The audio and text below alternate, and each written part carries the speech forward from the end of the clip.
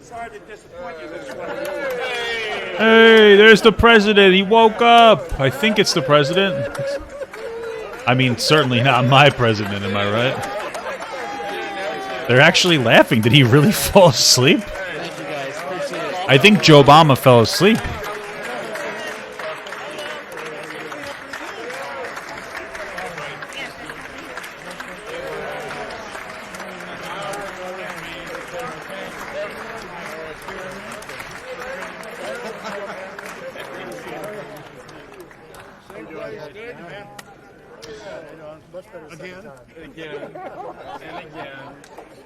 And again, Senator, you did a great job.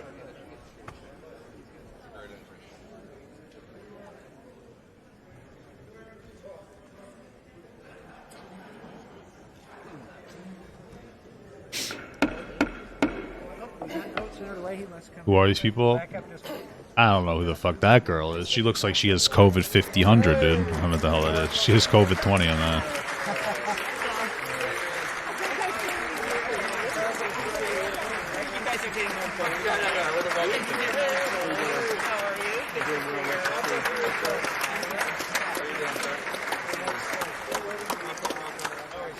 I messed up the first time. I should do it again.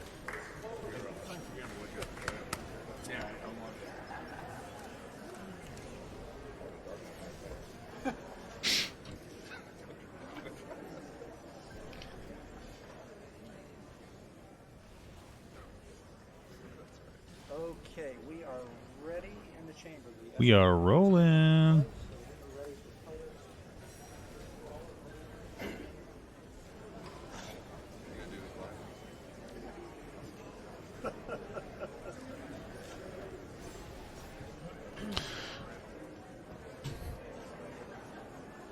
Somewhere Elliot Engel is upset. Yes. Wait all day. Elliot Engel. You wait all day, Nancy. Elliot, yeah. So He Elliot took Engel. it over. I'm Junior Elliot. Dude, the meme is real here, dude. Elliot's my All those best years. buddy. All those years, right, Nancy? All day long. Yeah. I was junior varsity. Right? Elliot. Now it's all on Swalwell. Yeah. Make Elliot proud. Swalwell, make Elliot proud. Make him proud. Make him proud. You cared to grow the mustache. Cared. Elliot was a great member. Yeah. I love him. Good guy to work. Who beat Elliot? Jamal. Bowman. Yeah, Jamal Bowman. Yeah, Elliot. 32 years? Elliot was in for a long time. And he kind of shuffled around. He and Logan got elected the same year. Yeah, and his staff, he always said, you know, my staff's not he shuffled around. I'm like, Elliot, man, you like a shot of caffeine. You a shot of caffeine. How tall is Bernie Sanders? I don't know. Why is someone organized? I don't know. Maybe it's the same level of organization. Who really knows? That was just you, dude. We really don't know, do we?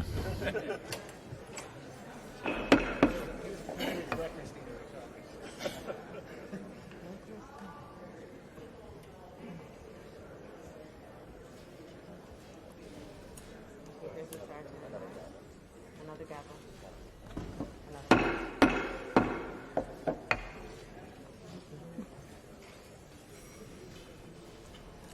Madam Speaker, the President of the United States.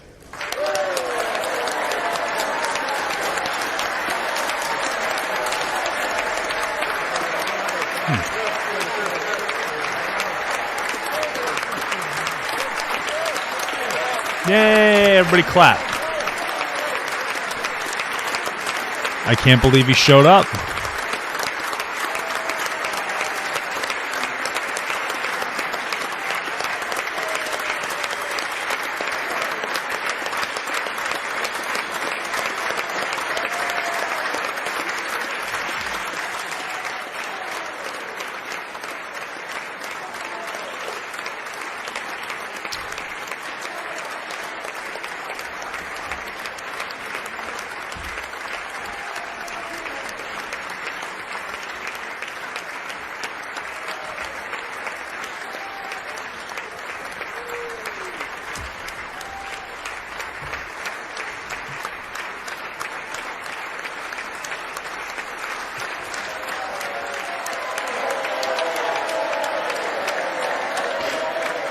Yay, Joe Bomna.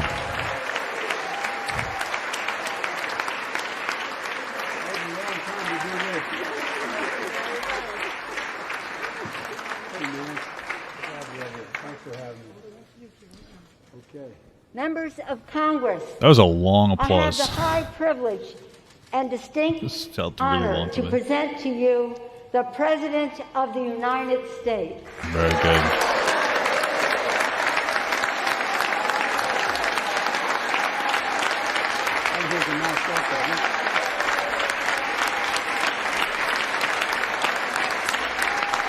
Thank you. Thank you, thank you, thank you. Good to be back. Good to be back, baby. Mitch and Chuck will understand it's good to be almost home. Down the hall. Anyway, thank you all. Madam Speaker, Madam Vice President. That joke didn't quite land. Yeah, Madam Vice President. No president has ever said those words from this podium. No president has ever said those words. And it's about time. Hey, we got a woman. Hashtag woman moment. Am I right, guys? It's good, I guess. First Lady. I'm her husband. I was just forcing the applause at this point. Second gentleman. Chief Justice. Members of the United States Congress and the Cabinet, distinguished guests, my fellow Americans. While the setting tonight is familiar, this gathering is just a little bit different. A reminder of the extraordinary times we're in. Throughout our history, presidents have come to this chamber to speak to Congress, to the nation, and to the world, to declare war, to celebrate peace, to announce new plans and possibilities. Tonight, I come to talk about crisis and opportunity, Okay. about rebuilding the nation, revitalizing our democracy, and winning the future for America. I stand here tonight, one day shy of the 100th day of my administration. 100 days since I took the oath of office and lifted my hand off our family Bible and inherited a nation, we all did, that was in crisis. The worst pandemic in a century. The worst economic crisis since the Great Depression. The worst attack on our democracy Is it really now? since the Civil War. Now, after just 100 days, I can report to the nation, America is on the move again.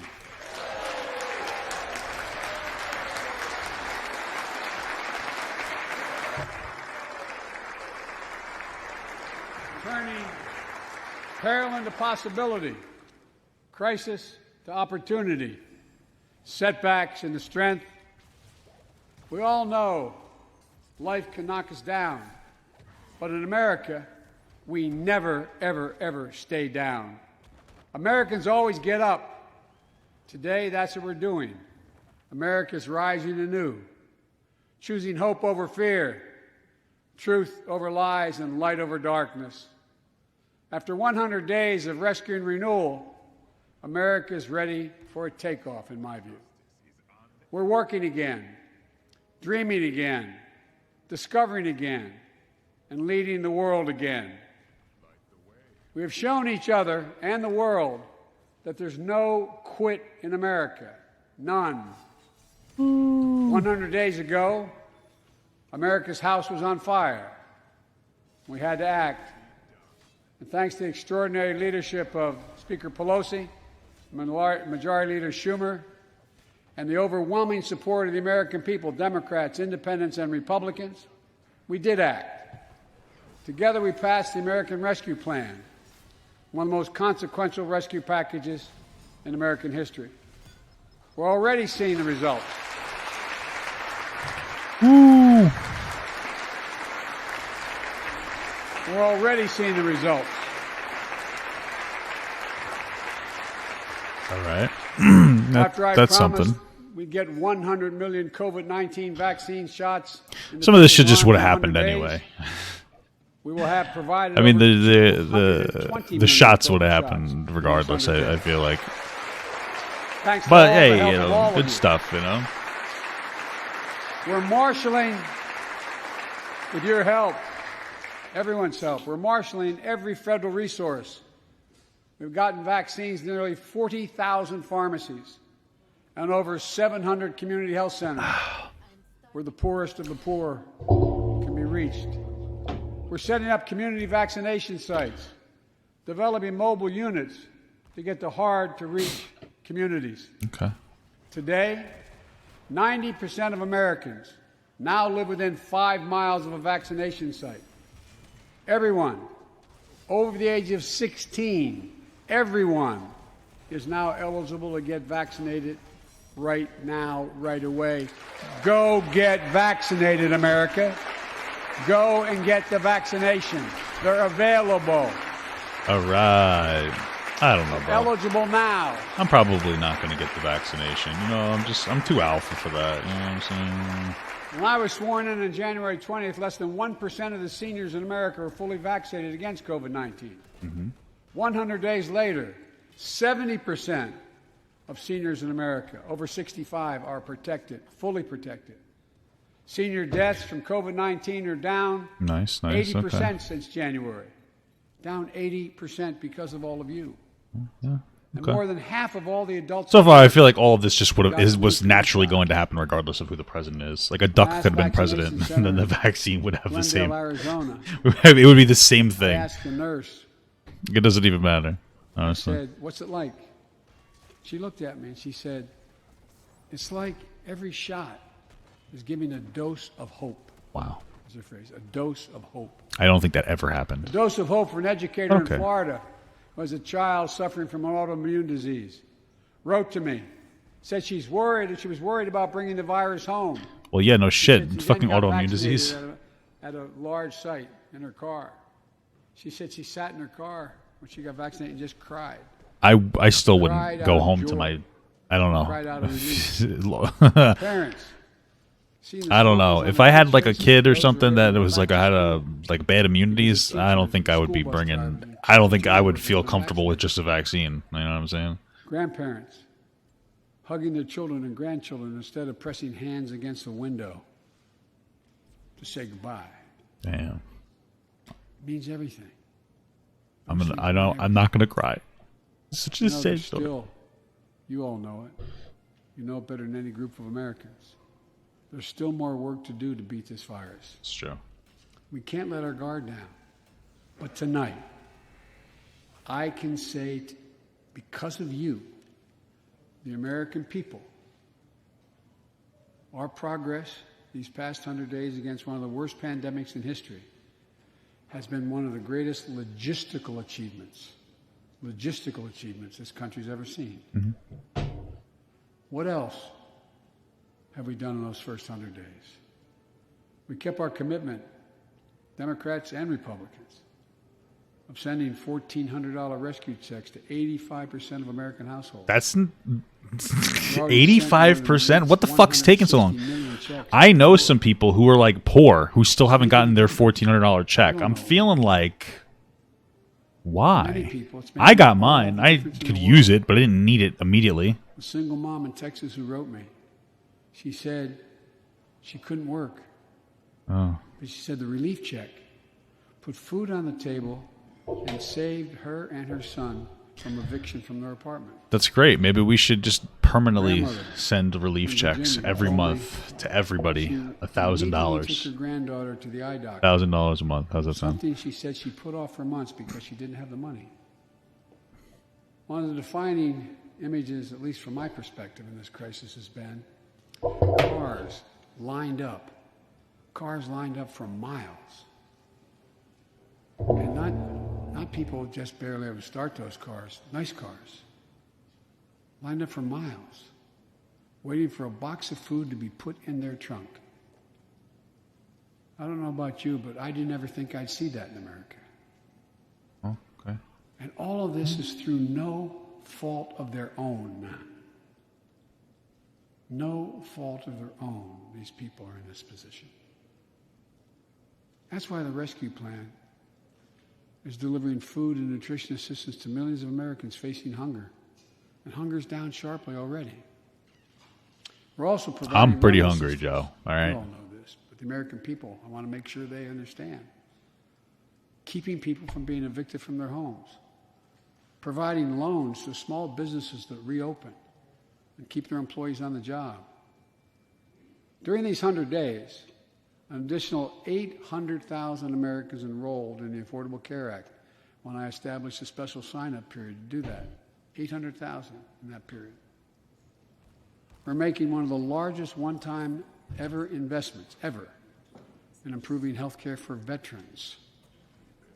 Critical investments to address the opioid crisis.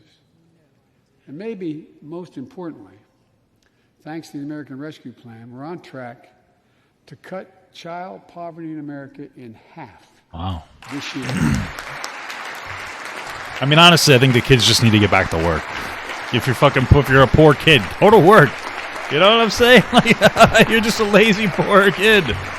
Get a job.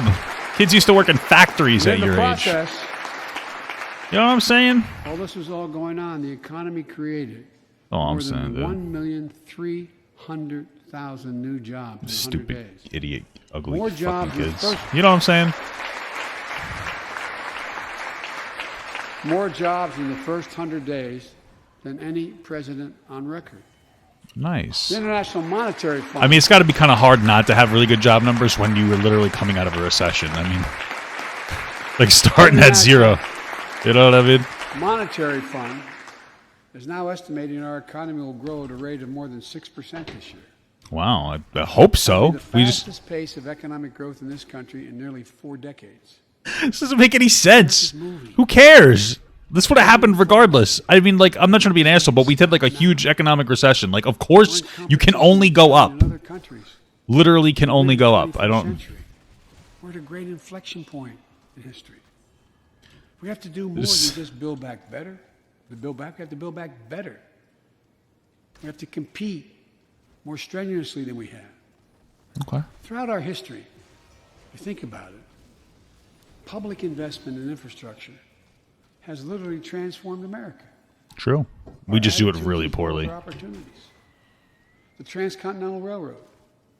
I mean, I'm down for a fucking. United two oceans. You Brought can come in a here? totally new age of progress to the United States of America. I'm down for like a. Universal I public schools honestly and would. college aid. I don't believe in that. Opened wide the doors of opportunity. Scientific breakthroughs took us to the moon. Now we're on Mars. Discovering vaccines gave us the internet. Wait, did we get So the much vaccine more. from Mars? These are investments we made together as one country. I'm down for like a railroad system though. Investments I would that honestly the take like government is in a the train. position Like to I would make. sleep on a train for like whatever how many hours. Time and again, they propel us into the future. Just saying. That's why I proposed the American Jobs Plan, a once-in-a-generation investment in America itself. This is the largest jobs plan since World War II. Crazy. Well, you did say it was like Creates the worst jobs. recession since Upgrade our the transportation Great Depression. infrastructure. So Jobs, fuck modernizing them, our son. roads, bridges, highways. Jobs building ports and airports, rail corridors, transit lines. It's clean water. And today, up to 10 million homes in America and more than 400,000 I'm just gonna keep schools drinking out of the and fucking child care centers water have bottles. pipes with lead in them, including drinking water. Why? Clear and present danger Why is it? to our children's Why is it health. taking us so long to have clean water? American Jobs Why are we- Plan it's creates weird, jobs Dad. replacing 100% of the nation's lead pipes and service lines, so every American can drink clean All water. right, that's good. About time About time there, you know. And the process will create thousands and thousands of good-paying jobs. It creates jobs connecting every American with high-speed internet, including 35% of the rural America that still doesn't have it. That's good. It's going to help our kids. I mean, it's definitely necessary to do stuff like that because as we move forward in the future, you're going to see more and more jobs be out done at home, and you're going to need to have access to good internet for that. It's kind of it's really like it's actually a necessity now to do stuff like that. Creates jobs, building a modern power grid. But the reason that we don't have access to internet in a lot of areas is just like the shitty way that we distribute wealth. Tragic results, as we saw in Texas and elsewhere during the winter storms. The American Jobs Plan will create jobs that lay thousands of miles of transmission lines needed to build a resilient and fully clean grid. We can do that. Nice. Look. I think everybody needs a Google glasses. That'd be cool. The American Jobs Plan will help millions of people get back to their jobs. So would a UBI. You also have to kind of take people's unemployment away. I'm not trying to be an asshole, but some people just won't go back to work. During this pandemic. 2 million. And too often because they couldn't get the care they needed to care for their child or care for an elderly parent who needs help. 800,000 families are on the Medicare waiting list right now to get home care for their aging parent or loved one with disability. If you think it's not important, check out in your own district, Democrat or Republican. Democrat or Republican voters. Their great concern, almost as much as their children, is taking care of an elderly loved one who can't be left alone.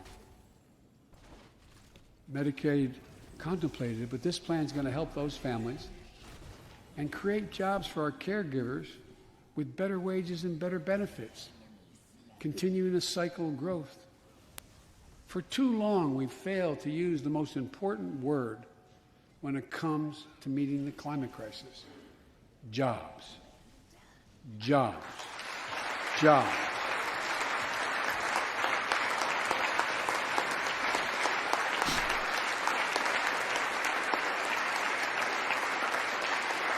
Okay. For me, when I think climate change, I think jobs. The American Jobs Plan will put engineers and construction workers to work building more energy-efficient buildings and homes. Electrical workers, IBEW members. You know, not for nothing, but I don't really necessarily give a shit about pushing us forward when it comes to like cleaner energy, because like other countries are so much worse than us. And I just feel like our priority should be pressuring China and India to not pollute as much. I mean, they pollute so much. Like criminal amounts. Like humanitarian crisis amounts. Look, think about it. There is simply no reason why the blades for wind turbines can't be built in Pittsburgh instead of Beijing. No reason. None. There's no reason why we can't pressure Beijing to not pollute. So folks, there's no reason why American workers can't lead the world in the production of electric vehicles and batteries. I mean, there is no reason. We have this capacity. We're the brightest, best trained people in the world. The American Jobs Plan is going to create millions of good-paying jobs, jobs Americans can raise a family on. As my dad would then say, with a little breathing room. And all the investments in the American Job Plan will be guided by one principle: buy American. Buy American. Okay. Cool. And I might note parenthetically, that does not violate any trade agreement. It's been the law since the 30s. Buy American. American tax dollars are going to be used to buy American products made in America to create American jobs. Well, that's good. That's the way it's supposed to be, and it will be in this administration. All right, I could agree with that. And I made it clear to all my cabinet people, their ability to give exemptions has been strenuously limited. It will be American products. Now, I know some of you at home are wondering whether these jobs are for you.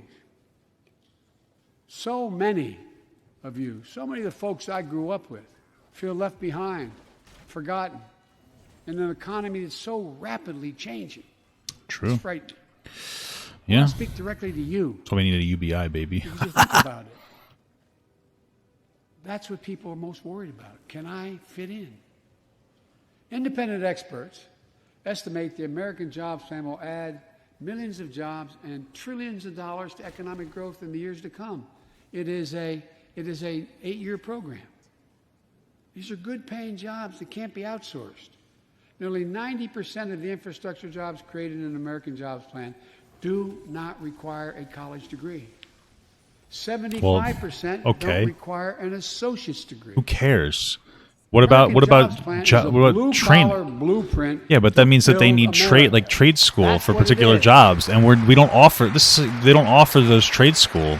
Like that's one of the problems. Like, oh, it doesn't require college. That's great, but like, are you like we don't push trade school enough in like high schools.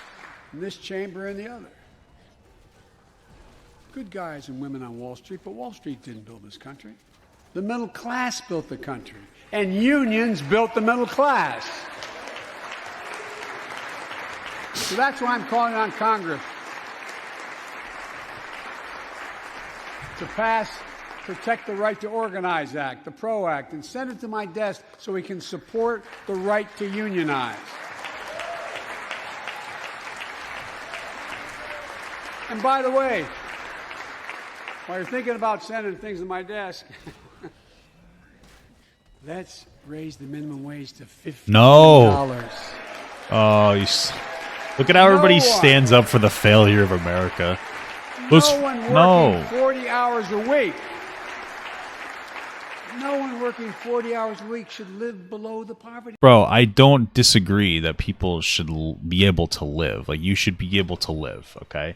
But first and foremost, 15-hour minimum wage is just categoric dog shit. Like, we need to stop. It's not a good idea. Unless you're going to subsidize small business wages, it's not a good idea. Okay? 15 an hour minimum wage is going to push big companies to automate more quickly, removing jobs more quickly. We already have an issue with the speed at which we're losing jobs. Like, we're struggling to keep up with technology. And you're just going to make it worse? That's the argument?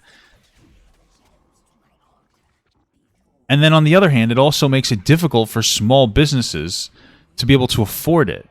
It's just not the best way to go. Honestly, like, why are we not talking about like a universal basic income more? Like, it's such a bad thing. I honestly think it's so bad for the economy.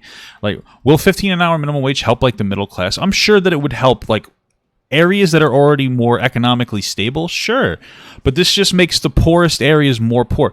We have a history in the United States of implementing programs that end up hurting poor people.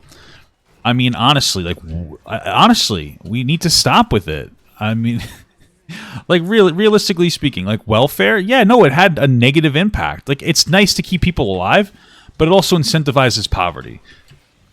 And it doesn't actually empower particular communities. It just keeps them stagnant. So if you're not a healthy local economy already, it's just basically putting you in as a placeholder. It's just making you're just going to exist. This is just not a good thing. Honestly, it's just such a bullshit like virtue signal, honestly. It's just such a bad idea. And it would be so toxic it would just be so bad. It's not a good idea. Honestly, I can't believe people are fucking cheering for 15-hour minimum wage. You're going to kill small businesses and you're going to kill 1.4 million jobs. We're doing this. Let's get the Paycheck Fairness Act to my desk as well. Equal pay. They spend much too... What the fuck is the Paycheck Fairness Act? I swear to God, it's going to be some bullshit feminist nonsense. Let's see what this is. Paycheck closing the gender. Oh my God, there's really no gender pay gap. I mean, we're still doing this?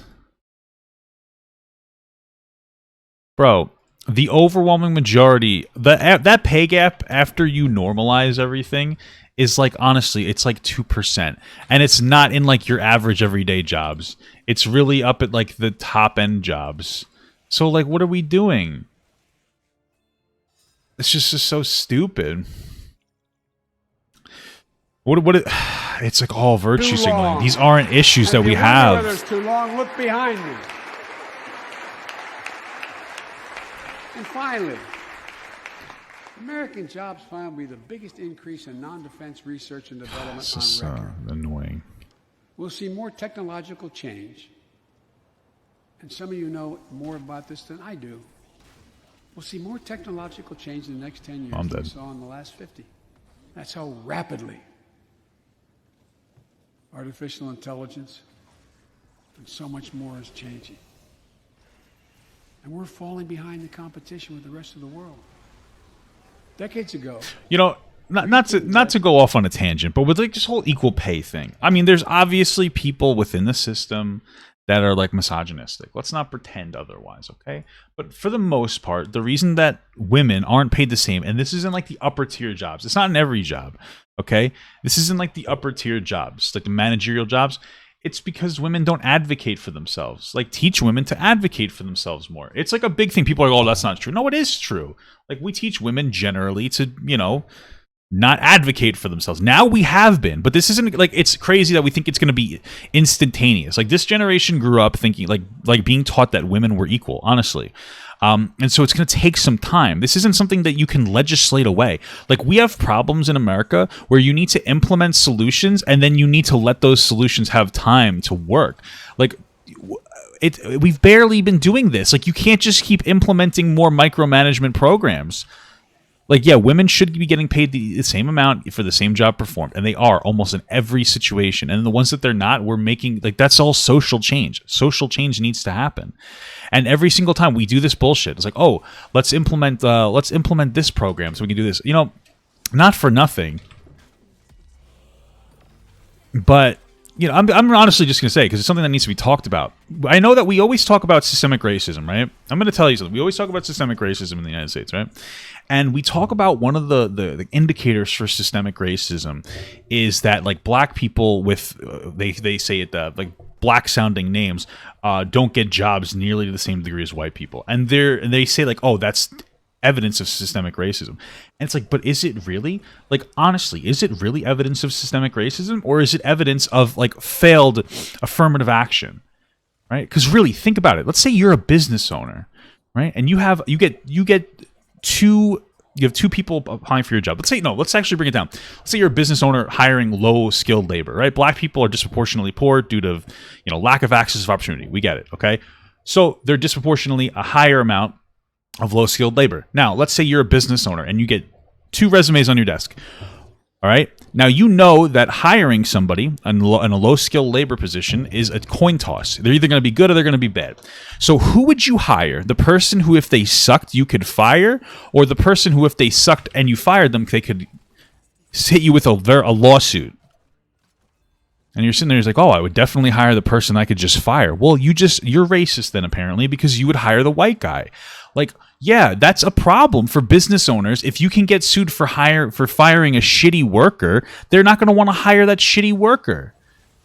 Right? Black and white people, same chance that they're going to be shitty workers. But there's a caveat to hiring black people, unfortunately, because of affirmative action. Am I saying affirmative action is the worst thing in the world? No. I'm saying that we don't realize, like, we have to start realizing that some of these policies that we implemented had a negative impact. Like, we need to start coming to that understanding. And that's one of them, decentivizing hiring black people. How ironic. How ironic is that? That affirmative action decentivizes hiring black people. Isn't that crazy? And it's like, this is just going to be another one of those things. Oh, let's force women into particular roles. It's gonna end up having a negative impact. Like, for what? Like, we have to allow time for things to work. These problems don't solve themselves in 2 years. This is a problem that's going to happen. It's going to take 40 years for this to happen. We have to wait for the youngest generation of women to grow up learning to be strong, to advocate for themselves better, while honestly just letting misogynistic people die off. Older people are disproportionately higher amounts of misogynist. It's the reality. Fuck, I didn't mean to do that. 2% of our gross domestic product. Papa, at the end of this video, could you go over NPR's fact-checking Sure, yeah. article over this? Sure. Today, Mr. Secretary, that's less than 1%. China and other countries are closing in fast. We have to develop and dominate the products and technologies of the future. Advanced batteries, biotechnology, computer chips, clean energy. The Secretary of Defense can tell you, and those of you who work in national security issues know, the Defense Department has an agency called DARPA, the Defense Advanced Research Project Agency. The people who set up before I came here, and that's been a long time ago, to develop breakthroughs that enhance. I think he was waiting for a laugh on that. That's their only job. And it's a semi-separate agency. It's under the Defense Department. It's led to everything from the discovery of the internet to GPS and so much more that's enhanced our security. The National Institute of Health, the NIH, I believe, should create a similar advanced research projects agency for health. Okay. What does that mean? And here's what it would do. What would that do? It would have a singular purpose. Okay. To develop breakthroughs to prevent, detect, and treat diseases like Alzheimer's, diabetes, and cancer. I feel like that's unnecessary. I'll never forget when we passed the cancer proposal last year as vice president. I don't know. It feels like that might be unnecessary. I mean, I'm not trying to be an asshole, but like some of these problems that we're having, like, I mean, specifically cancer and diabetes, those are manufactured problems from people eating like shit. So wouldn't it make more sense to actually have like the FDA work correctly and not let people eat total dog shit processed foods? Like, why are we allowing McDonald's to load their food with like poison? So instead of, I mean, like, okay, we should fight cancer. I'm sure, you know, independent agencies are already doing that. But wouldn't it make more sense to be like, hey, companies, stop poisoning people? But no, instead of that, we deal with the outcomes. No, tell McDonald's and all these other fast food industries and other processed food industries to stop putting fucking poison in their food. I don't know. I don't know. Almost $9 million going to NIH. And they've excused the point of personal privilege. I'll never forget you standing, Mitch, and saying, name it after my deceased son. It meant a lot. But so many of us have deceased sons, daughters, and relatives who died of cancer. That's terrible. I can think of no more worthy investment. I know of nothing that is more bipartisan. So let's end cancer as we know it. It's within our power. It's within our power to do it.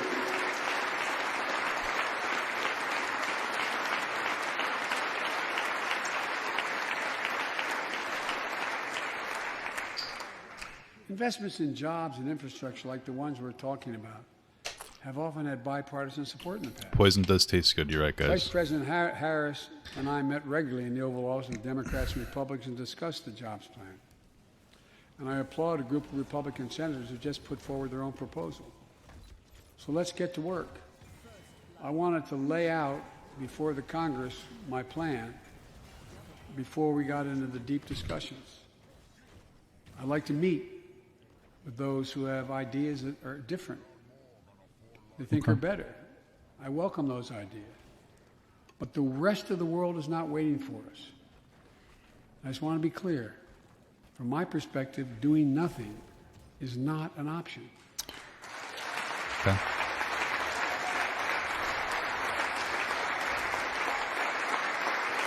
Look, we can't be so busy competing with one another that we forget the competition that we have with the Yeah, honestly, I think I like to. I don't know. I mean, these are just like. Secretary Blinken can tell you, I spent a lot of time with President Xi. Traveled over 17,000 miles with him.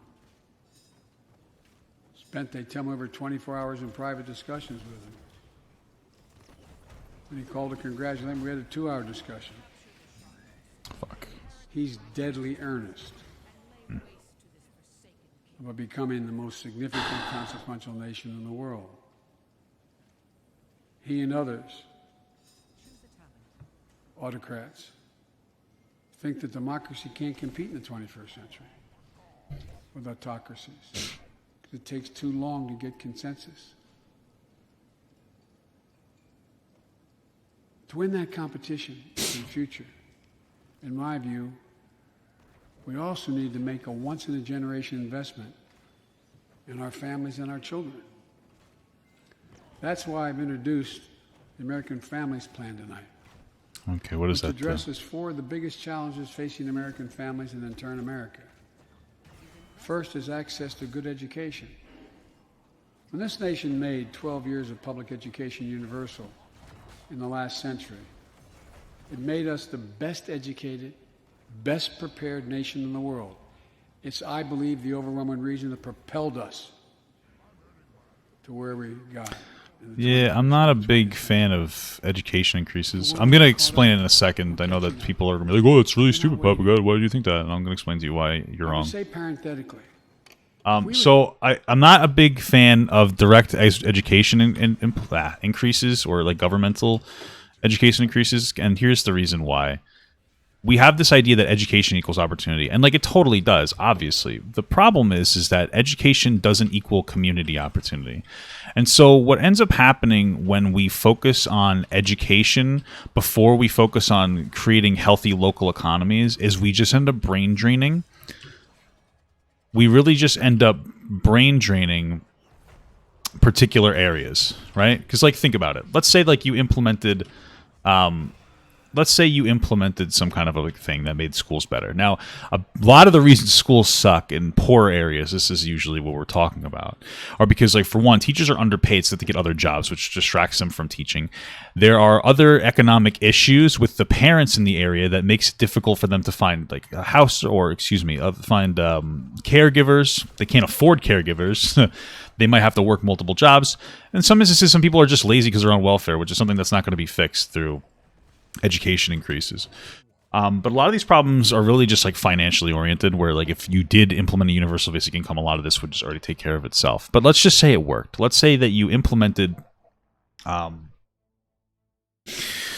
better schooling, invest into better education. And let's say people went to it. You're not going to see a whole lot of people that actually benefit from it, but let's say a bunch of people benefit from it.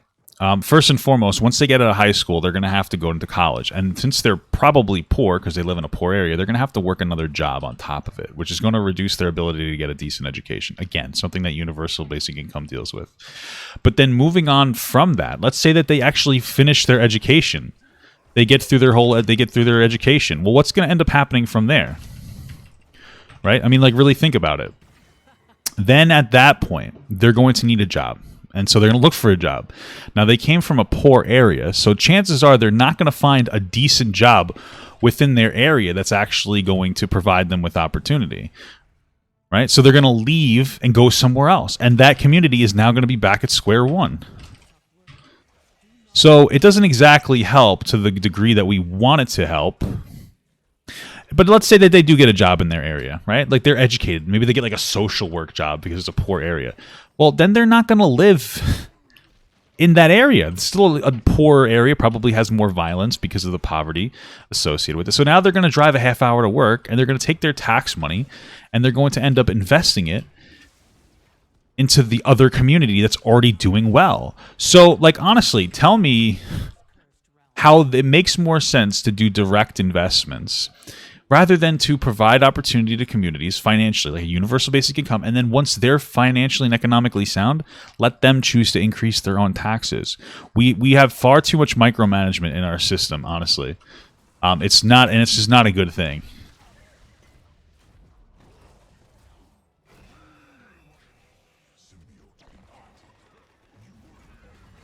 So, I'm just saying. We think about this whole ass backwards. We set a bipartisan committee together and said, okay, we're going to decide what we do in terms of government providing for free education. I wonder whether we'd think, as we did in the 20th century, that 12 years is enough in the 21st century. I doubt it. 12 years is no longer enough today. What are you talking to about? compete with the rest of the world in the 21st century. What are you talking about? That's why my American Families Plan guarantees 4 additional years of public education for every person in America, starting as early as we can. So how funny is it? How funny is it that Joe Biden just went on a tangent about a lot of these new jobs You're not going to need a high school degree, or you're not going to need a college degree. And then he's like, yeah, let's increase the amount of time people go to school to for another 4 years. Why?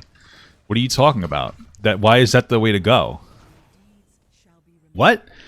How about instead of providing free access to school with 4 more years of school, you provide incentives for people to go into trades in high school? Doesn't that make more sense? Hey, we have a lot of open trade jobs that aren't going to get automated away because it's difficult to automate welding jobs and HVAC jobs. Maybe we should incentivize kids in high school to do those. Oh, okay, let's not do that. Instead, let's give people free college, even though a lot of people are going to college and not using it. It makes no sense. On top of that, the reason college is so fucking expensive is because of like rampant government subsidies. Like, instead of paying for schools, why don't we tell these different schools, like, hey, if you want government subsidies, you're going to have to lower the cost of your schooling, or we're simply not going to give you government subsidies. Make more sense? We're really going about this like the wrong way. I just find it so incredibly ignorant. I don't know. I just find it crazy and ignorant. I mean, again, you'd be better off implementing a universal basic income. Here's the thing. I know people are like, oh, why he's talking about UBI? UBI is just the ideology behind universal basic income is instead of the government telling you what to spend money on, so for instance, instead of them being like, hey, let's implement money for schooling and this and the other thing, they give you money so that you can implement the money the way that you need to. Nobody knows what you need more than you do. So doesn't it make more sense that instead of making schools free for the small percentage of people who go to school, give people money so that they can decide what to do with it? This is what happens when you fucking micromanage everything. It's pathetic. The great universities in this country have conducted studies of the last 10 years. Oh, have they? It shows that adding 2 years of universal high-quality preschool for every 3-year-old and 4-year-old, no matter what background they come from. That's the only thing I'll agree with. Puts them in a position to be able to compete all the way through 12 years. Sure, fine. It increases exponentially their prospect of graduating and going on beyond graduation. I mean, I'm fine with preschool. Research shows when a young child goes to school, not daycare, they're far more likely to graduate from high school. It's true. And go to... Again, though, like when we look at those studies, I find it interesting that it's like, yeah, when you have access to preschool, people tend to perform through college better. But like, I feel like it's just because they have more money. So like, yeah, they can implement the preschool so people like, you know, do better in school. But those are also places that don't have like high amounts of like crime and people not going to school. So like in those areas where people aren't getting as good of education, I'm sure preschool would help them, but also actually going to school would benefit them as well. And that's like a socioeconomic issue. Like that's just a fundamental lack of wealth issue. Something after high school. When you add 2 years of free community college on top of that, no, you begin to change the You're dynamic. fucking. This is so stupid. I honestly. You can do that. No, this is so bullshit. And we'll increase Pell Grants and invest in historical black colleges and universities, tribal colleges, minority-serving institutions.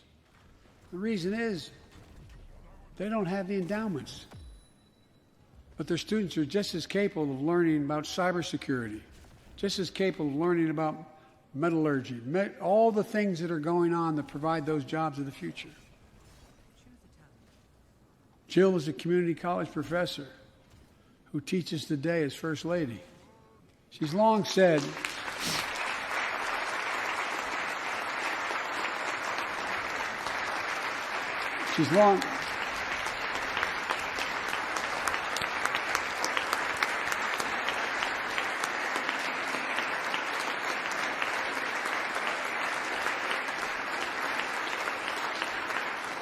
if I've heard it once, I've heard it 1,000 times. Joe, any country that out-educates us is going to out-compete us. She'll be deeply involved in leading this effort. Thank you, Jill. Second thing. It's just not the right way to go about education. American Families Plan will provide access to quality, affordable child care. We guarantee... Again, this is another one of those micromanagement things. Instead of offering universal child care, why don't we offer people just money to spend where they need to? I hate this micromanagement bullshit. In legislation, we guarantee that low and middle income families will pay no more than 7% of their income for high-quality care for children up to the age of 5. The most hard-pressed working families won't have to spend a dime. Third, the American Families Plan will finally provide up to 12 weeks of paid leave and medical leave, family medical leave. We're one of the few industrial countries in the world. No one should have to choose between a job and a paycheck or taking care of themselves and their loved ones, their parent or spouse or child. And fourth, the American Family Plan puts directly into the pockets of millions of Americans. In March, You know, it's really interesting because we constantly reference other countries when we talk about like the fact that we don't have like similar systems to theirs, like right, like the healthcare systems, healthcare systems, childcare systems, things of that nature. You know, like unionization, whatever, just better wealth redistribution. And when we talk about those, we don't talk about some of the things that America is unique in, and that's one. I would say, like, really, I mean, I guess you could say different forms of oppression. I don't know. Massive wealth disparities. I don't know. But we have a lot of different cultures in America that mix together, and it makes it very difficult to make assumptions on what everybody needs. I don't know. I just feel like we're going the wrong way. We're going about this the wrong way. Yeah, other countries do micromanage. I do understand that, and they have success. But like maybe America just needs the fundamentals of wealth redistribution without the micromanagement. Maybe we have so many different cultures in America that I can't make an assumption on what somebody needs in the state next to me because we're all so very different. Maybe we need to take a step back, give people financial autonomy, and just allow people to deal with their own shit and like express themselves the way that they want to. I just feel like honestly, I look at what's going on and I honestly just see that this is a recipe for failure. we expanded tax credit for every child in a family, up to $3,000 per child if you're under 6 years of age. Over 6 years of age, and $3,600 for children over 6 years of age. What the hell's happening right now? With 2 parents, 2 kids, that's $7,200 in the pockets. I guess that they're cheering for so long because he needs like a 10-second break in between 15-second segments. And help cut child care poverty in half. And we can afford it. So we did that in the last piece of legislation we passed. But let's extend that child care tax credit at least through the end of 2025. Again, I'm more of a UBI guy. I don't really care about. Tax credits are fine. The American Rescue Plan lowered health care premiums for 9 million Americans who buy their coverage under the Affordable Care Act. I know that's really popular this side of the aisle. But let's make that provision permanent so their premiums don't go back up.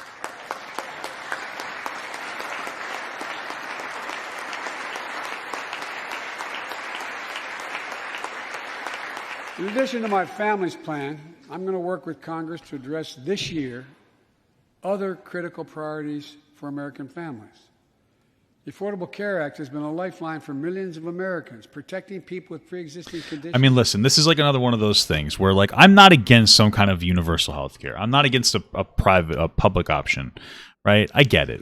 However, the stance that I take is that we need an incredibly effective, simple, impactful solution, which is UBI.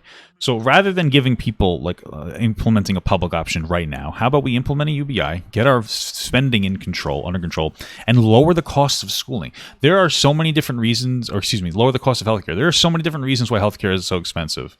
Okay, one of that is because we have such an unhealthy society. We're a fat, unhealthy society. We never talk about it. Let's make sure we have less fat people. I know it might sound mean, but we need fewer fat people. It'll make healthcare cost less money. And let's get the regulation of prices under control as well. But also, let's get the cost of fucking schooling down. The cost down. All right? And the amount of time people need schooling. Honestly, there are so many different programs in America, not just doctor programs, where they force you to get take classes that you don't need, that extend the time that you're in school by years. 25% of our doctors don't get their degrees in America because they outsource. Our failing systems, the only reason we're still around is because we depend on immigration so much. It's crazy. So we can get the cost of schooling down by telling schools to stop fucking us in the ass and to get costs down in general. Tell the government to be like, hey, lower your costs or we're not going to give you government subsidies. Lower the requirements for the amount of time that you need to go to school for. Yeah, and then you can get the cost down, and then implement a UBI so people can afford their own shit. I mean, right now in New York, probably the most expensive healthcare state, maybe California's higher. It's $800 a month for an individual to have a single payer healthcare system without a job. Okay, that's a lot, but a UBI can still cover that. You understand where I'm going here? And I'm assuming the cost would go down if we can get our shit under control. I'm just saying that there are better ways to go than just to have the government micromanage everything. Protecting women's health. And the pandemic has demonstrated how badly it's needed. Let's lower deductibles for working families on the Affordable Care Act. And let's lower prescription drug costs. We know how to do this. That part, yeah, no shit, we need to do that. The last president had that as an objective. We all know how outrageously expensive drugs are in America. Yeah. In fact, we pay the highest prescription drug prices of anywhere in the world, right here in America. Nearly 3 times. For the same drug, nearly 3 times. So why don't you just make it so that the federal government can go to other countries and mass buy drugs and come here with them? Years I was down here in this. Isn't that possible? Isn't that a solution? In Congress. Let's give Medicare the power to save hundreds of billions of dollars by negotiating lower drug prescription prices.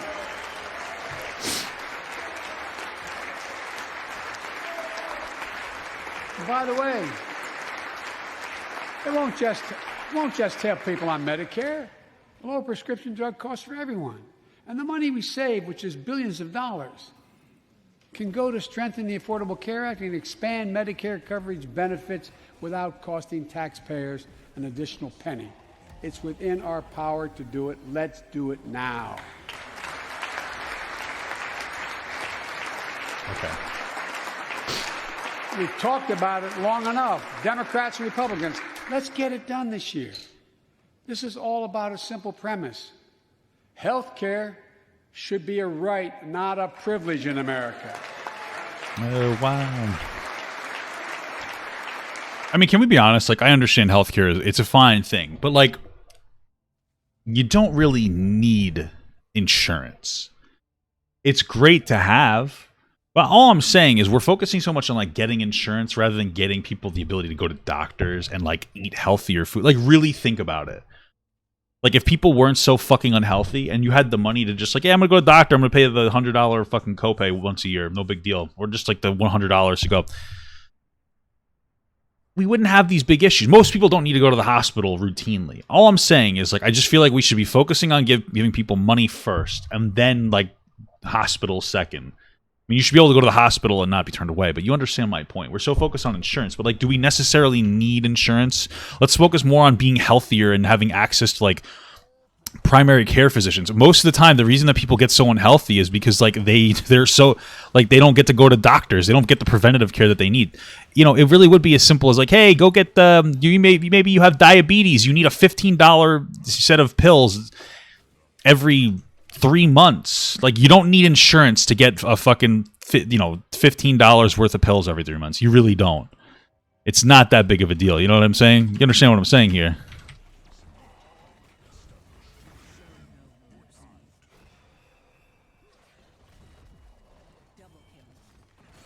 That's all I'm saying. That's all I'm saying, guys. So, how do we pay for my jobs and family plan? We don't, apparently. I made it clear we just do it without don't. increasing the deficits. I don't Let's think that you start can do that. with what I will not do. I will not impose any tax increase on people making less than $400,000. I just But feel it's like time this for is corporate unrealistic. America And the wealthiest 1% Like, there's of Americans no just way. begin to pay their fair share. Just their fair share.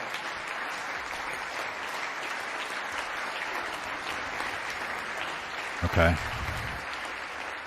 Sometimes I have I've been thinking a lot about taxes and whatnot, and I've been thinking, like, conservatives are always saying, like, oh, let's just implement like a sales tax, get rid of the income tax, sales tax, whatever. I don't necessarily agree, because I think that we need some kind of like a scaled tax rate, a marginal tax rate, right? It makes sense because there's a diminishing returns on like money. So if you make $10,000 a year, you need to keep a higher percentage of that than somebody that makes fucking $100,000 a year.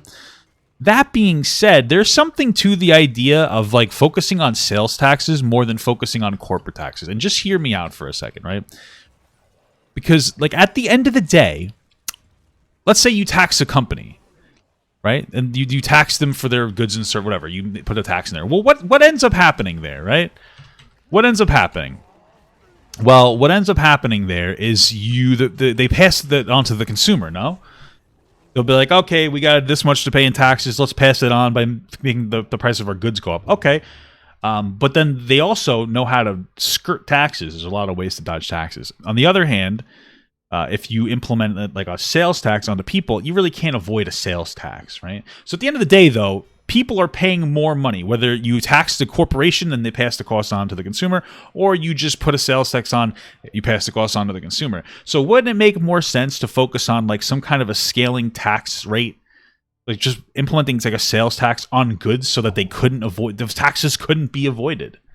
The same person is fucking paying it anyway, right? Which is the consumer. And then maybe put some kind of a value-added tax on, and maybe, you know what, make it a little bit more for bigger businesses.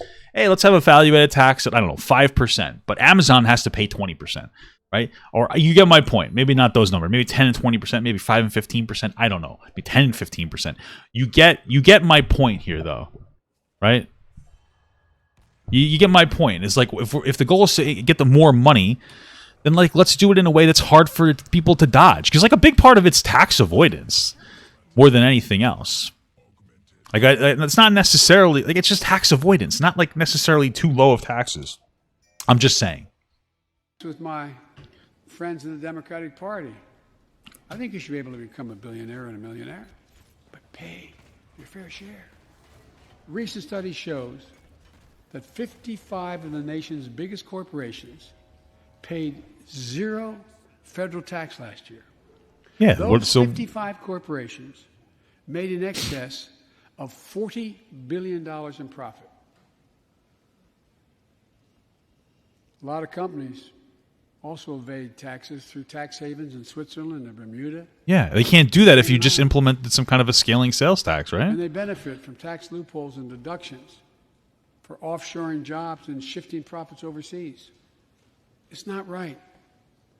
We're going to reform corporate taxes so they pay their fair share and help pay for the public investments their businesses will benefit from as well.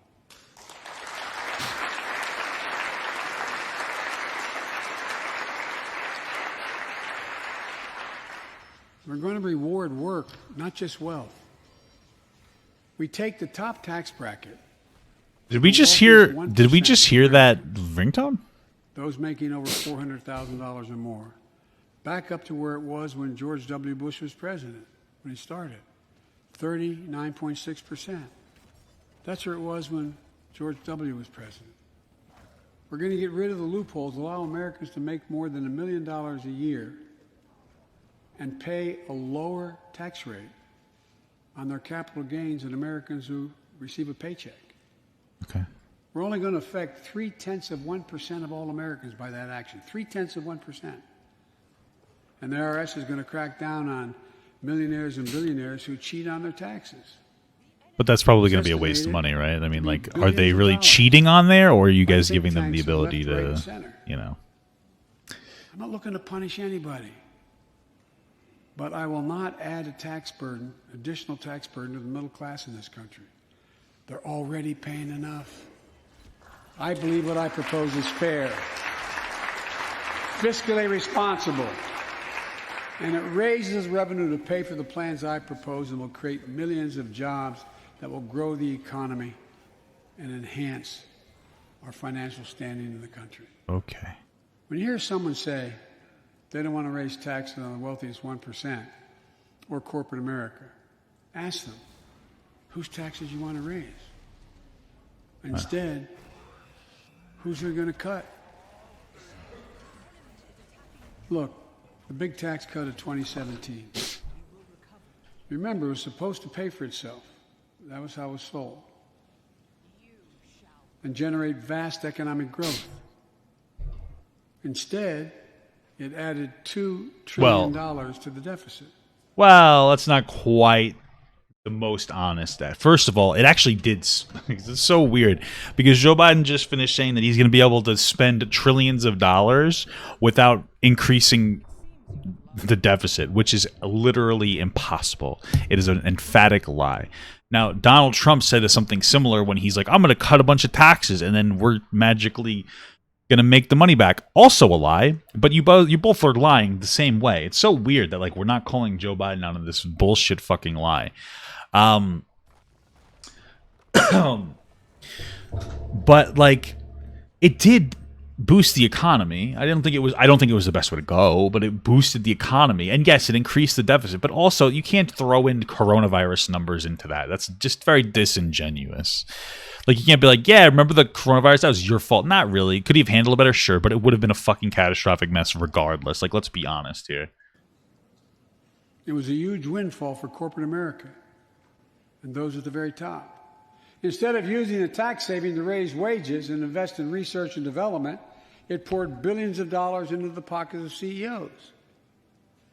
In fact, the pay gap between CEOs and their workers is now among the largest in history. It's true. According to one study, CEOs make 320 times what the average worker in a corporation makes. So what are you going to do about it? Below 100. What are you literally going to do about it? Because nothing you said actually changes that. Only made things worse. 20 million Americans lost their job in the pandemic, working and middle-class Americans. At the same time, roughly 650 billionaires in America saw their net worth increase by more than $1 trillion in the same exact period. Yeah, and like let's be honest as to why. Because like people were utilizing their services more. It's like, oh my God, there's a pandemic. What should we do? Well, we can't go out and eat or shop, so let's use fucking Amazon and other online services. Of course, people are going to get richer. They're the only ones providing that particular service. Like, it's not like they're like, oh, I'm going to steal all this money. No, like they're the ones provide. Everybody was using fucking Amazon and Uber Eats and everything because they didn't want to leave their goddamn house. That's what happened. Obviously. Nope, didn't mean to do that.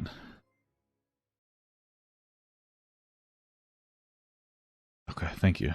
Anyway, let's continue this. Again, 650 people increased their wealth by more than $1 trillion during this pandemic. Yeah. And they're now worth more than $4 trillion. It's crazy. My fellow Americans, trickle down. Trickle down economics has never worked. And it's time to grow the economy from the bottom and the middle out.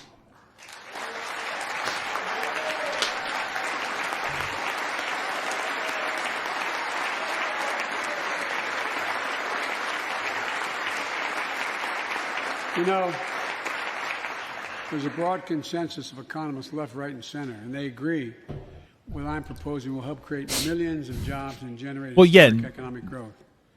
These are among the highest values. But it's just like a dishonest representation. It's like, yeah, people agree that we're going to create jobs and we're going to have a lot of growth. That's literally all that the economists agree. It doesn't mean that they agree that that's the best way for those things to happen. Just so you guys know. It's very dishonest language. We can make as a nation.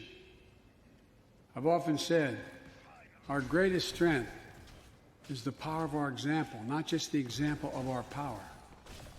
In my conversations with world leaders, and I've spoken to over 38, 40 of them now, I've made it known that America's back. And you know what they say? What, you're gay? The comment I hear most of all from them? What? So they say, we see America's back, but for how long? But for how long? Fuck. I'd die. My fellow I agree with the guy coughing. How long? We're back to stay. And that we aren't going to go it alone. We're going to do it by leading with our allies. No one nation can deal with all the crises of our time, from terrorism to nuclear proliferation, mass migration, cybersecurity, climate change, as well as experiencing what we're experiencing now, pandemics. How many There's pandemics? no wall high enough to keep any virus out. And our own vaccine supply, as it grows to meet our needs, and we're meeting them, will become an arsenal for vaccines for other countries, just as America was an arsenal for democracy for the world, and in consequence influence the world. Okay. But every American will have access before that occurs. Every American will have access to be fully covered by COVID-19 from the vaccines we have. Look, the climate crisis. A lot of clapping, yeah. I guess Joe Biden's like a fucking messiah here. The United States accounts, as all of you know, less than 15% of carbon emissions. Really? The rest of the world accounts for 85%. So then why are we so focused on us crippling our economy? To rejoin the Paris Accord, because if we do everything... No, but you notice how before he's like, we have to focus really heavily on climate shit in the future. Blah, blah, blah. Like, yeah, okay, fine. But like, what about the other countries? And he's like, yeah, you know, we don't actually put out the most emissions. It's like, wow, interesting. Well, what if we focus on the countries that did, pressure them and like sanction them? This is contradictory. It was almost methodical for them to like make sure that these segments were spread by like a half an hour. With all the major economies of the world, China, Russia, India, European Union. And I said I'd do it in my first 100 days. I want to be very blunt about it. My attempt was to make sure that the world could see there was a consensus, that we are at an inflection point in history. The consensus is if we act to save the planet, we can create... I mean, I'm fine with the climate accord. I'm fine with incentivizing other countries to not pollute. Like, you know, China, India. If you watched any of it and you were all busy, I'm sure you didn't have much time. That's what virtually every nation said, even the ones that aren't doing their fair share. The investments I propose tonight also advance a foreign policy, in my view, that benefits the middle class. That means making sure every nation plays by the same rules in the global economy, including China. I'm just fucking flabbergasted. Like... We've been just talking about it. So it starts off with America needs to be the ones to like really push to reduce our emissions. And it's like we don't really emit that much overall. So we need to help other people's emit, like to reduce their emissions. And then it's like, oh, we have to keep hold China accountable. Wow. Like what if we didn't? Like what if we just put all those segments together and realized China was one of the people polluting the most? I told him, we welcome the competition. President Xi had told him, I'm kind of okay with you guys putting Muslims in camps. Clear. It's not that big of a deal. Like, you know what I mean? Like, I'm not too offended by it. Across the board. That's America will stand up to unfair trade practices that undercut American workers and American industries, like subsidies from state to state-owned operations and enterprises, and the theft of American technology and intellectual property. I also told President Xi that we'll maintain a strong military presence in the Indo-Pacific, just as we do with NATO and Europe. Not to start a conflict, but to prevent one.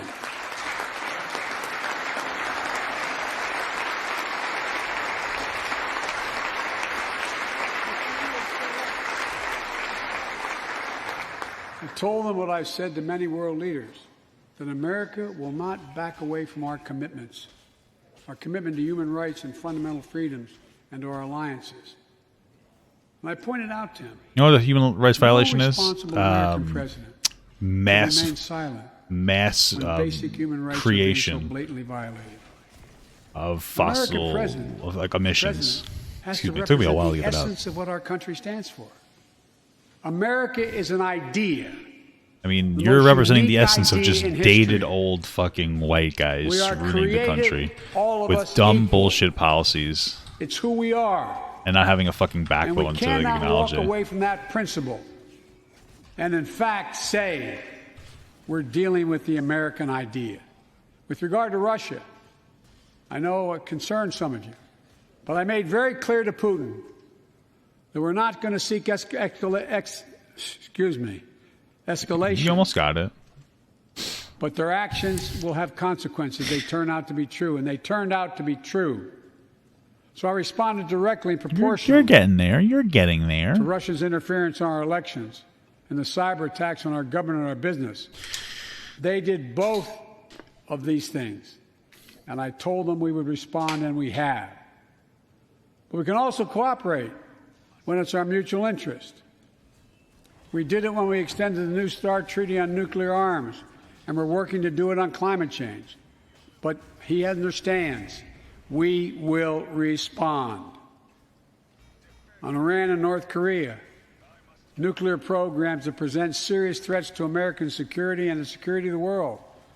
We're going to be working closely with our allies to address the threats posed by both of these countries through diplomacy as well as stern deterrence. And American leadership means ending the forever war in Afghanistan. We have... Get that forever war out of here. Got to focus on those forever stamps instead. Without hyperbole, the greatest fighting force in the history of the world. I'm the first president in 40 years who knows what it means to have a son serving in a war zone. Today, we have service members serving in the same war zone as their parents did. We have service members in Afghanistan who are not yet born on 9/11. The war in Afghanistan, as we remember the debates here, were never meant to be multi-generational undertakings of nation building. We went to Afghanistan to get the terrorists who attacked us on 9/11. And we said we would follow Osama bin Laden to the gates of hell to do it. If you've been in the upper Konar Valley, you've kind of seen the gates of hell. And we delivered justice to bin Laden. We degraded the terrorist threat of al-Qaeda in Afghanistan. And after 20 years of valor, and sacrifice, it's time to bring those troops home. Look,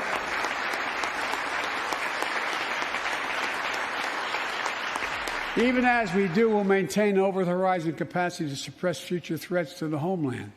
And make no mistake, in 20 years, terrorism has metastasized. The threat has evolved way beyond Afghanistan. Those of you in the intelligence committees, the foreign relations committee, defense committees, you know well, we have to remain vigilant against the threats to the United States wherever they come from. Al-Qaeda and ISIS are in Yemen, Syria, Somalia, other places in Africa, in the Middle East, and beyond. And we won't ignore what our intelligence agencies have determined to be the most lethal terrorist threat to the homeland today. White supremacy is terrorism. We're not going to ignore that either. That's fine. It is terrorism. My fellow Americans, look. I just know it's a fucking virtue signal. Like it's the soul of this nation. like, of course, you got to drop the white supremacy. I mean, it is terrorism for sure, but you know, it's just like a fucking like, oh, white supremacy. It's like we know white supremacy is bad. Like we understand that, and we know it's the current trigger word that everything is white supremacy. So I know that's why you're saying it. So I could look her in the eye. She looked at me. She said, "My daddy changed the world." Well, after the conviction of George Floyd's murderer, we can see how right she was if we had the courage to act as a Congress. We've all seen the knee of injustice on the neck of black Americans. Now's our it makes me uncomfortable, the framing that Joe Biden is putting this in. And I'm just going to tell you why, right? I actually agree with the words, like, George Floyd's murder. I don't disagree with those words being used, that term being used. But it's weird to me because so the way that I don't think that people look at it the right way. The police officers exist as basically, I don't know. They make up for the failures of police. And like a fundamental police exist to make up for the failures of like the federal government. And so I would generally attribute shitty police training as a failure of like the government in general. And like you're the boss. So like I don't know. I've just learned that as a boss, whether it's your fault or not directly, you usually just take responsibility for shit. So it seems weird that he's like, oh, passing the blame off to police officers. I don't know. Maybe it's just like a weird, like uncomfortable thing. Maybe I don't really have a basis for this one. Just bothers me, the framing. To make some real progress. The vast majority of men and women wearing a uniform and a badge serve our communities, and they serve them honorably. I know them. I know they want... I guess that's a nice sentiment.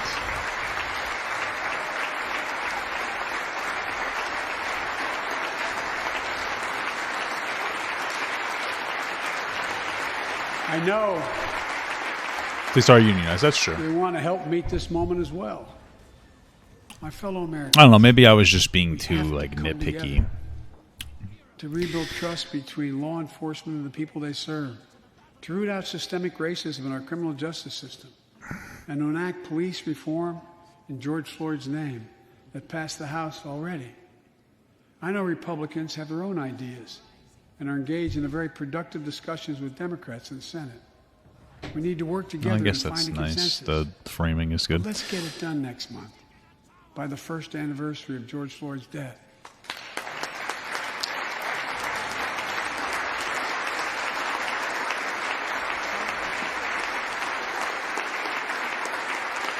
The country supports this reform, and Congress should act.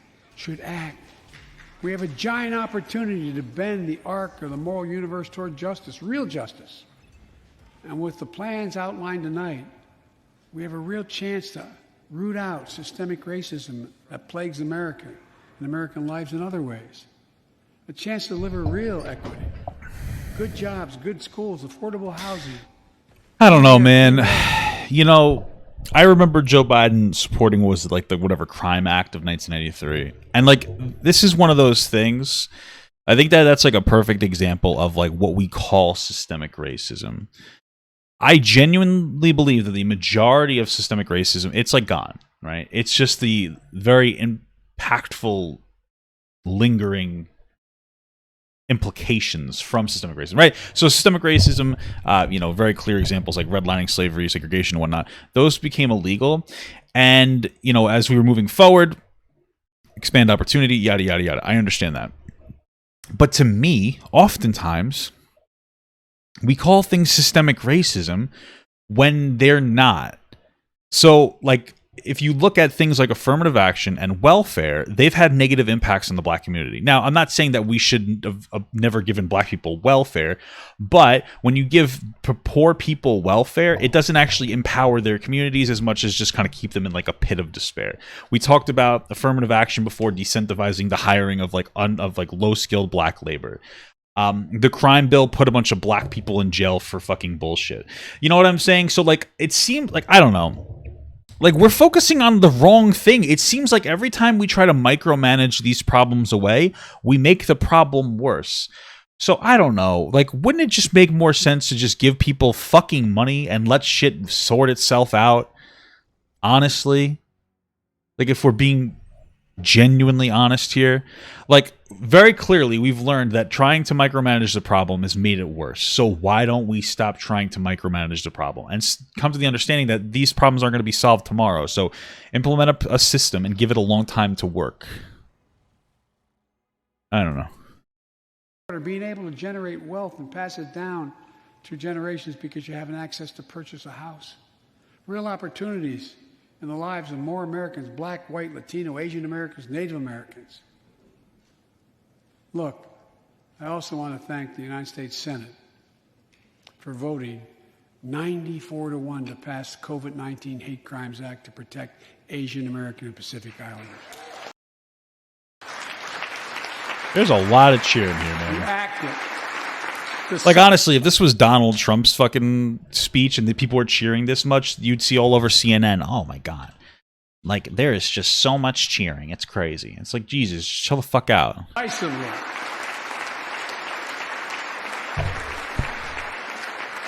I bet Donald Trump would have filled that whole stage out. I'm just saying, guys.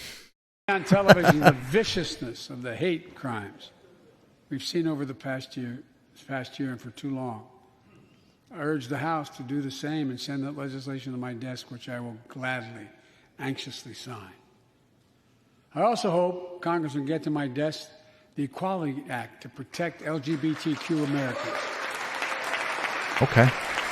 For all transgender Americans watching at home, especially young people, you're so brave. I want you to know your president has your back.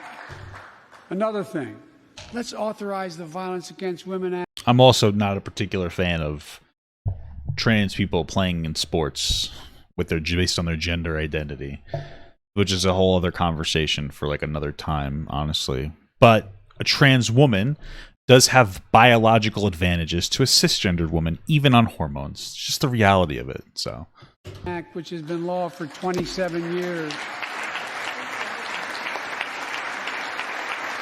you can see all these people are tired of clapping. They're just like, yeah, okay. It'll close the act that has to be authorized now. Will close the boyfriend loophole. The fuck is the To boyfriend keep loophole? guns out of the hands of abusers. The court order said this is an abuser. You can't own a gun. You know what else is like really good to keep to help like people who are in abusive situations? The economic ability to leave that abusive situation. I know I'm saying it 100 times, but if people had money, they could leave the... Now, not everybody wants to escape those situations. I understand that there's a lot there, but for the people who do, oftentimes what ends up happening is that when you're with an abusive person, they control your... Like, they make sure that they put you in a situation where, like, you literally couldn't leave. So if you had a UBI that's your money, you can much more easily leave. I'm just saying, you know? Because a lot of people are like, oh, what about battered women's shelters? Nobody wants to live in a fucking shelter. But if you gave somebody $1,000 a month, they might be able to run away, go to a hotel. Maybe they can make their way back to their mother's house. I'm just saying. Like I said, everybody has unique struggles and issues. Giving them money would allow them to deal with those struggles and issues themselves. Is to close that loophole that existed. I'm sure this is good too. I'm just saying fundamentally. 50 women are shot and killed by an intimate partner every month in America. 50 a month. Really? Let's pass it and save some lives.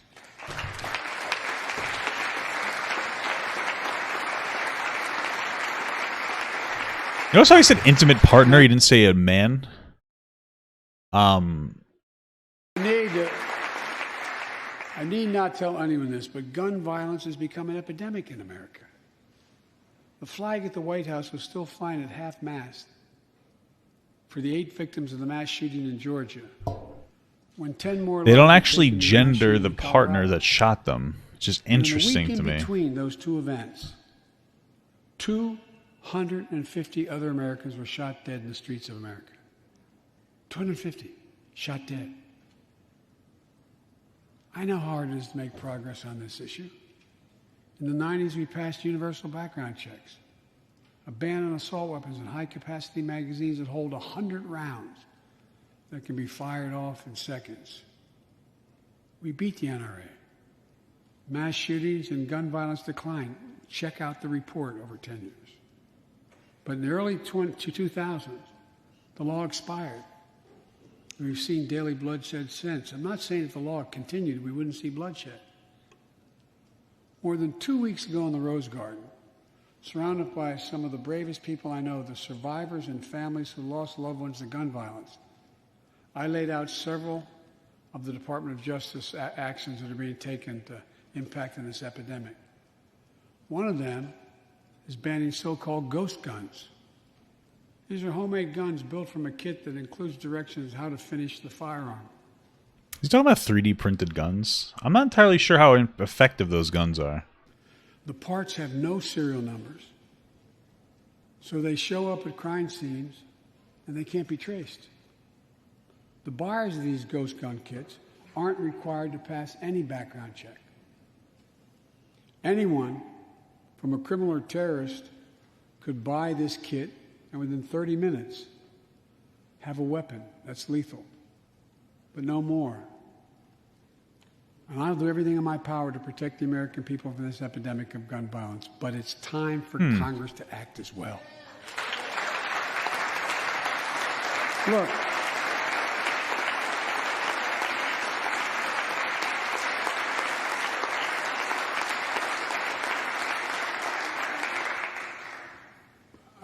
become confrontational, but we need more Senate Republicans to join the overwhelming majority of Democratic colleagues and close the loopholes required in background check purchases of guns. We need a ban on assault weapons and high-capacity magazines. And don't tell me it can't be done. We did it before and it worked. Talk to most responsible gun owners and hunters. They'll tell you there's no possible justification for having 100 rounds in a weapon. What do you think, deer wearing Kevlar vests? They'll tell you that there are too many people today who are able to buy a gun but shouldn't be able to buy a gun. These kinds of reasonable reforms have overwhelming support from the American people, including many gun owners. The country supports reform and Congress should act. This shouldn't be a red or blue issue. And no amendment to the Constitution is absolute. You can't yell fire in a crowded theater. From the very beginning, there were certain guns, weapons, that could not be owned by Americans. Certain people could not own those weapons ever. We're not changing the Constitution. We're being reasonable. I think this is not a Democrat or Republican issue. I think it's an American issue. And here's what else we can do. Immigration has always been essential to America. There are a lot of dislikes on this video. Our exhausting war over immigration. For more than 30 years, politicians have talked about immigration reform, and we've done nothing about it. It's time to fix it. On day one of my presidency, I kept my commitment and sent a comprehensive immigration bill to the United States Congress. If you believe we need to secure the border, pass it because it has a lot of money for high-tech border security. If you believe in a pathway to citizenship, pass it. There's over 11 million undocumented folks, the vast majority of here overstaying visas. Pass it. We can actually, if you actually want to solve a problem, I've sent a bill to take a close look at it. We also have to get at the root problem of why people are fleeing, particularly the... Is that Ted Cruz falling asleep? Oh, my God. Corruption, the gangs, the political instability, hunger, hurricanes, earthquakes, natural disasters. When I was president, when I was vice president, the president asked me to focus on providing help needed to address the root causes of migration. See, that would be great. I honestly wish we would focus more on that. Like, we focus so much on whether we should take them in or kick them out or whatever. What we should focus more on is empowering the other countries south of the border. Like, they should be our allies. I find it really interesting that we don't really give a fuck about countries south of the border. Like, we have these weird relationships where it's like, oh, we should only help them if they can offer us something in return. And they really can't because they're not very developed countries. But, like, what if we helped them develop? I don't know, maybe, and then we could have a long-standing friendship with them, and we could stop having them mass migrate. I'm just saying, like, what if we rooted the corruption out of these other countries, and we made them more livable for people who were there? Honestly. And it helped keep people in their own countries instead of being forced to leave. The plan was working. But the last administration decided it was not worth it. Was it working? Because was it working? I mean, I don't know. I can't fact check that.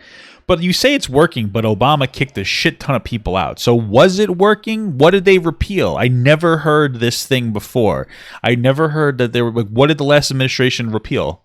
What did they do to make it difficult to do this?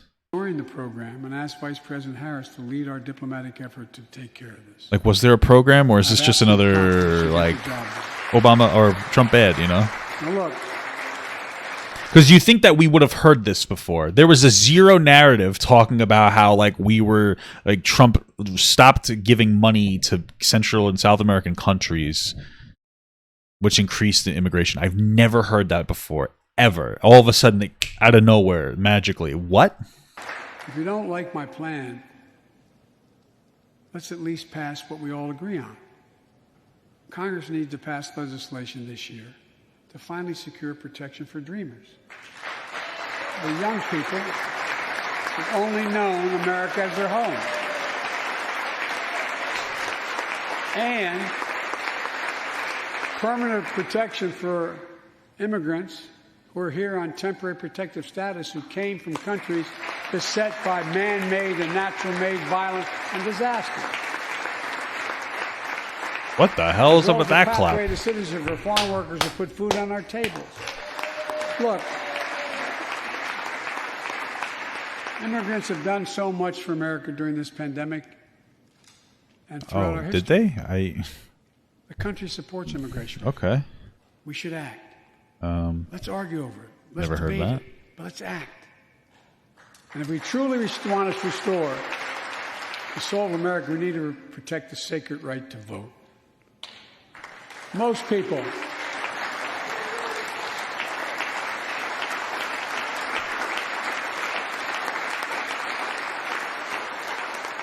more people voted in the last presidential election than any time in American history, in the middle of the worst pandemic ever.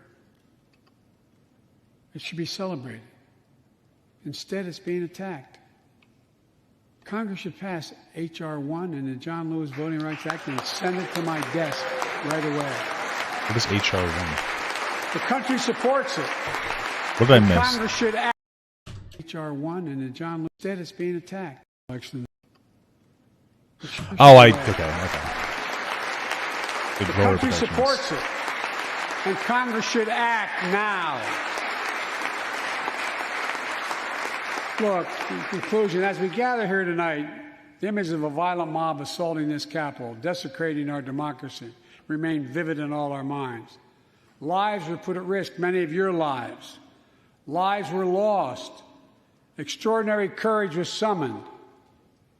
The insurrection was an existential crisis, a test of whether our democracy could survive, and it did.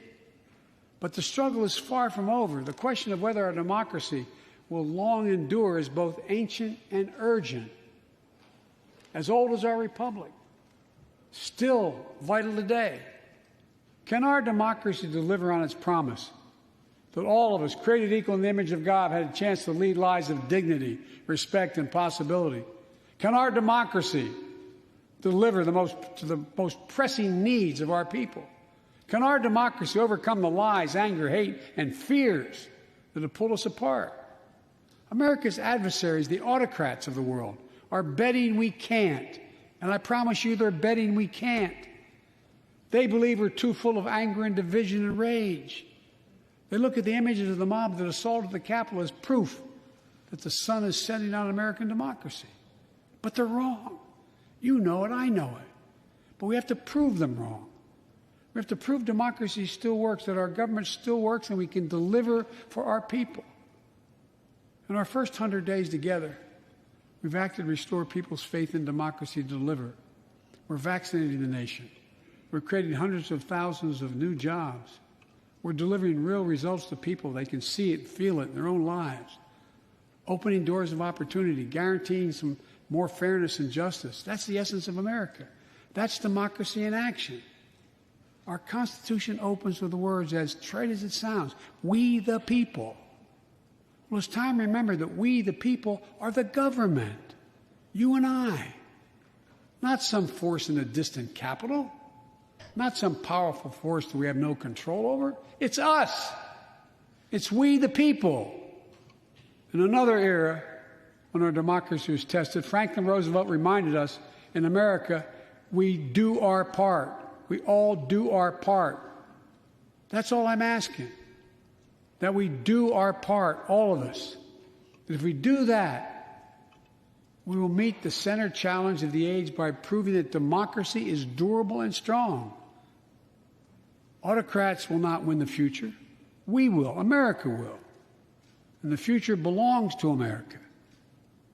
As I stand here tonight before you in a new and vital hour of life and democracy of our nation, and I can say with absolute confidence, I have never been more confident or optimistic about America. Not because I'm president, because of what's happening with the American people. We've stared into the abyss of insurrection and autocracy, pandemic and pain, and we, the people, did not flinch. At the very moment our adversaries were certain we'd pull apart and fail, we came together, we united. With light and hope, we summoned a new strength. new resolve to position us to win the competition of the 21st century. On our way to a union more perfect, more prosperous, and more just. As one people. I'm surprised he's kept together for so long. And one America. Folks. He's noticed how he didn't say under God. I don't care, but you can see how the social climate shifted. It's never, ever, ever been a good bet to bet against America, and it still isn't. We're the United States of America. Woo! Everybody clap. Oh, God. Nothing beyond our capacity. We can do. Show me Ted Cruz clapping. Is he clapping? We do it together. So let's begin to get together. God bless you all, and may God protect our troops. Oh, we did say God. Yeah, God is fucking poggers. Woo. We did it. God is awesome. Woo. Praise Allah. Show me Ted Cruz. I just wanted to see Ted Cruz that whole time. Thank you. Thank you. Struggling to put that mask on, brother. All right, very nice. I like to watch till the end. It's 15 seconds. We could maybe a blooper happens. Maybe he falls or something. Oh, they're clapping to keep everybody awake. Wake up! Is that what they're doing? Okay, so let me go through the fact checking real quick. It's nothing too crazy. Very interesting speech overall. I'm tired of government micromanagement bullshit programs. I want to give people money so that they can have financial autonomy. Anyway, so first claim: Biden claims he traveled 17,000 miles with fucking Chinese president. It's just not true. I don't really care. It's a weird lie, but whatever. Second thing here is the undocumented population. Biden pushing Congress to pass citizenship. So there are over 11 million undocumented folks, the vast majority overstayed visas. So apparently, and this is something that I didn't know, this is actually very interesting. People constantly say when like, oh, we need to deal with the border. People are like, well, why do we need to deal with the border? Most people who come here illegally come here on expired visas. That's actually not true. Yeah, I'm using CNN to fact check. Fuck you. That's actually not true. Apparently, lately, the people who have been overstaying their visas are people here on overstayed visas. But overall, most people who are here illegally come through the southern border. Interesting, right? Let's see. Biden's infrastructure plan and the economy. President Biden said that the estimate will add millions of jobs and trillions of dollars of economic growth in years to come. It's true that some experts say the plan could create millions of jobs, but analysts differed on how much economic growth could spur. I think that that's pretty reasonable. I think I mentioned that before. It doesn't mean that it's the most optimal plan. So that's fine. Biden's infrastructure plan and education. In arguing that his infrastructure plan would create well-paying American jobs, President Biden said that nearly 90% of infrastructure jobs created in the American jobs plan don't require college degrees. 75% don't require an associate's degree. While it's impossible to fact-check the impact of a plan that hasn't even passed Congress, a forecast from Georgetown University Center on Education and the Workforce supports these figures depending on how college degree is defined. The study estimates that 85% of the jobs from the infrastructure plan would be filled by those without a bachelor's degree, while 75% of the jobs would be filled by those without an associate's degree, according to the estimate. Okay, so it's pretty much the same thing. Whatever, okay. Biden is working with migration and vice president. Focus on providing help needed to address the root of migration and keeping it. Okay, yeah, that was something that I actually had like an issue with. He was talking about the root of migration. The plan was working, but the last administration decided not to work with it. Biden didn't specify the program, but it's true that the Obama administration set up a program to provide safer pathways to the United States that was later terminated by then President Trump. Wait a minute, that's not the same thing. Wait, okay, so what Biden had said was he said that we were focusing on the root problems of people coming here, basically saying that we need to embolden the countries where people live so that they aren't incentivized to come. But apparently he was referring to a program that helped people get here easier. That's the opposite of the thing you said. Joe Biden's a fucking idiot. Seniors vaccinated under President Biden. Biden said that when I was sworn on January 20th, less than 1% of seniors in America were fully vaccinated against COVID. Now nearly 70% are. While the numbers on vaccinated seniors at Biden's sites are largely true and his administration has made great strides in vaccinating Americans, Biden has benefited from timing. When he took office in January, vaccines had just been made available. Yeah, like I had said, this would have happened under Trump as well. Biden claims about women leaving the workforce. Biden said that 2 million women dropped out of the workforce during the pandemic, blah, blah, blah. It's actually understating the numbers. Yeah, women are disproportionately negatively impacted by the coronavirus because women work lower skilled jobs that are getting displaced because of the coronavirus. Yeah, I mean, that gets into a whole conversation about why women choose to pay, low-paying jobs that tend to be easier. Could be a social thing. Maybe women also just don't want to work harder jobs because they want to be fucking housewives. I don't really know. That's up to individuals. I mean, there's nothing that we could legislate really that would like solve these problems. People really need to understand that, like, some of these issues are social, and they just need social timing. Like we need to just take some time. The more micromanagement we implement, the worse things get. Cutting child poverty in half. Tickling, blah, blah, blah, 1 trillion. Okay, he talked about the $1.9 trillion relief package, and then he said that thanks to the American Rescue Plan, we're on track to cut child poverty in half. And that CNN basically says that most of that was actually attributed to the 1.4. Wait, what is it? Well, it's impossible to fact check the projection. It's true that at least 2 independent estimates found that the package's key measurements are expected to reduce this. Blah, blah, blah, blah, blah, blah, blah. Benefits are all temporary. That's what their big focus is on. The benefits are temporary. It's great. Maybe we should implement a permanent, relief package called a universal basic income. What I would say is that, that's probably has a greater impact on cutting child poverty in half. Biden's effect to reduce hunger. This is the one I was referring to before. He created like federal food aid, and the fact check says that most of it was probably due to the stimulus, not from his bullshit federal food aid. So Biden on Medicare drug prices. Joe Biden irks many Democrat lawmakers by not including a measure to reduce drug prices in his $1.8 trillion families plan. Why wouldn't he do that? He did mention the issue, though.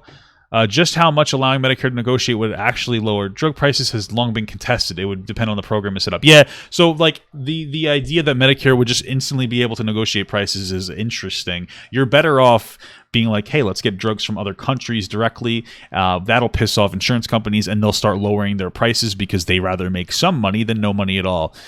Let's see. Yeah, so that's pretty much everything there. Okay.